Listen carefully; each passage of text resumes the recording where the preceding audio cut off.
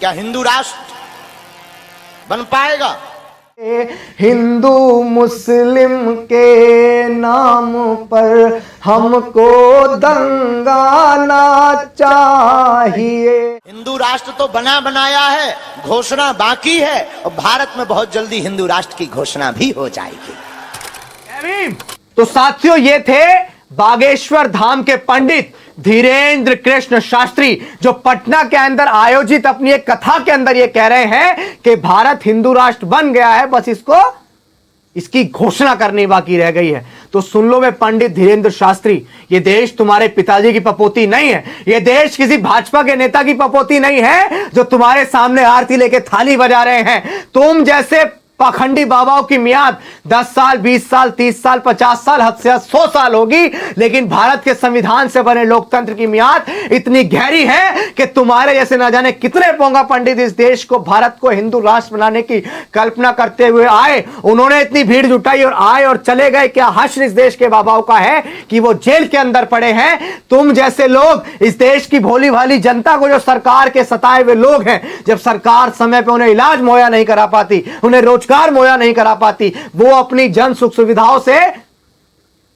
वंचित हैं, उसके बाद वो एक आस लेकर तुम्हारे जैसे दरबारों में मट्ठा टेकते हैं और ये सरकार उन्हें मजबूर करती है। जब सरकार के मंत्री, जिन्हें जनता वोट देकर एमपी बनाती है, एमएलए बनाती है, अपने गांव का विकास करने के लिए, अपने क्षेत्र का विकास करने के लिए, अपने शहर का विकास करने के लिए, अपने प्रदेश का विकास करने के लिए और अपने देश का विकास करने के लिए, लेकिन वही नेता आज इस 26 साल के पाखंडी लौंडे के सामने, जो अपना बिजनेस और धंधा चला रहा है, उसके सामने नतमस्तक है। क्या ये लोग देश को विज्ञान की ओर लेके जाएंगे? क्या ये लोग देश को विश्व गुरु बनाएंगे? ये देश पंथ निरपेक्ष है, धर्म निरपेक्ष है, लोकतांत्रिक देश है। भारत को कभी भी किसी एक धर्म के नाम से नहीं जाना जाएगा। मैं यहां पे एक गीत आप लोगों को सुनाना चाहता हूं।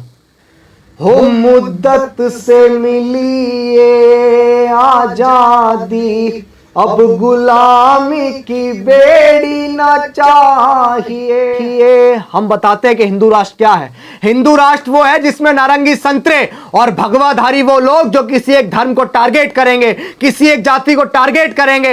हिंदू राष्ट्र मनुस्मृति का राज वो है जिसमें किसी एक वर्ग को पढ़ने पढ़ाने का अधिकार नहीं होगा, जिसमें किसी एक वर्ग को सुबह शाम घर से बाहर निकलने का अधिकार नहीं होगा। ये पोंगा पंडित अपनी पंडिताई चलाकर उनको अपना गुलाम बना के रखेंगे, वो है हिंदू राष्ट्र। और जो हिंदू राष्ट्र बनाने की बात करते हैं, वो लोग भारतीय संविधान को बदलने की बात करते हैं, वो भारत के संविधान के खिलाफ बात करते हैं। ये देश लोकतांत्रिक देश है और इस देश को कभी भी लोकतंत्र से आजाद नहीं होने दिया जाएगा। ये देश लोकतंत्र के कब्जे में रहेगा। मैं जब ये नज्म और ये गीत पढ़ रहा हूं, मुद्दत से मिली ये आजादी, अब गुलामी की बेड़ी न चाहिए, जिसमें पढ़ने का अधिकार नहीं, वो मनु का विधान न चाहिए। ये भारत की एकता अखंडता को हम खराब नहीं होने देंगे।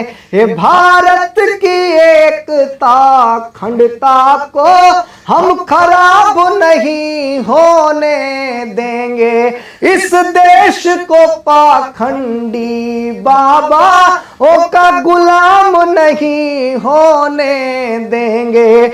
हिंदू मुस्लिम के नाम पर हमको दंगा ना चाहिए, मुद्दत से मिली ये आजादी, अब गुलामी की बेड़ी न चाहिए। हम अपनी गर्दन कटवा सकते हैं, लेकिन इस देश को कभी भी किसी एक जाति और किसी एक धर्म का देश नहीं बनने देंगे। इस भारत की खूबसूरती है क्या हिंदू, मुस्लिम, सिख, ईसाई, बौद्ध, जैन, पारसी सभी लोग एक भाईचारे के साथ रहे, सभी लोग एक एकता के साथ रहे। लग रहा है कि धीरेंद्र शास्त्री की कथा चल रही है। ये तो ऐसा लग रहा है कि भाजपा के एजेंडे पर पटना के अंदर कथा जो है वो चलाई गई, क्योंकि वहां पे भाजपा की सरकार तो है नहीं और अभी कर्नाटक तो ये हार गए और पटना में नीतीश और तेजस्वी के जो गठजोड़ है, उस गठजोड़ से और जो वंचित तबका, पिछड़ा दलित तबका जाग रहा है, इससे इनकी नींव हाली पड़ी है। इसलिए पंडित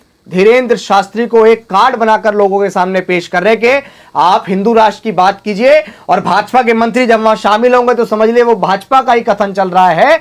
और ऐसे पाखंडी बाबा जिनको भाजपा का शह है, सरकार का शह है, और उनके शह में रहकर यह इतनी बड़ी बड़ी बात बोल रहे हैं। आप देखिए ना कि एक 26 साल का लौंडा और उसके सामने भाजपा के मंत्री, सांसद, इतने बड़े बड़े नेता नतमस्तक हैं। क्या वजह है आखिर? क्या ये देश इस तरह फल फूल पाएगा? ये गंदी राजनीति, ये सियासत, यार क्यों आप लोग इस देश के भाईचारे को खराब करना चाहते हो?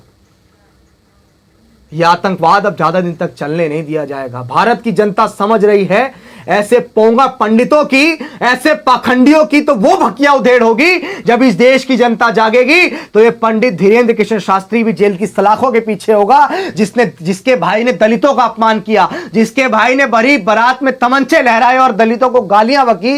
ऐसे लोग कभी भी समाज सुधारक नहीं होते, ऐसे लोग कभी भी कथावाचक नहीं बन सकते। और न जाने ऐसे कितने कथावाचक आए और चले जाएंगे, लेकिन भारत की खूबसूरती है कि भारत सेक्युलर है और वो हमेशा सेक्युलर रहेगा। जय भीम, जय भारत, जय संविधान।